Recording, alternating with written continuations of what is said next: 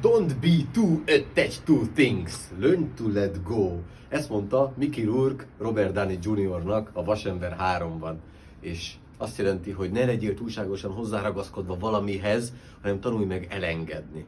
És emlékszem, mekkora élmény volt, amikor elköltöztem a Bródi Sándor utcai lakásomból, és tele volt cuccokkal, amiket odáig én már a kollégiumból vittem a következő albérletbe, onnan a következőbe, állandóan költözött velem a régi órám, az a játék, az a kis műtyűr, azok a könyvek, az a nem használt póló, azokat mindegyiket vittem magammal mindenhova.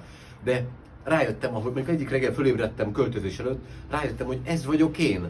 Hogy ez, amit én látok, az tükrözi vissza azt, hogy én magam ki vagyok. Minden reggel, mikor kinyitom a szememet, amit látok, az vagyok én. És megcsomagoltam mindent, a ruháimat beletettem egy dobozba, ráírtam, hogy Vozó 2011-es ruháig lezártam, és onnantól kezdve 2 darab táskával, meg egy gitárral költöztem a következő helyre.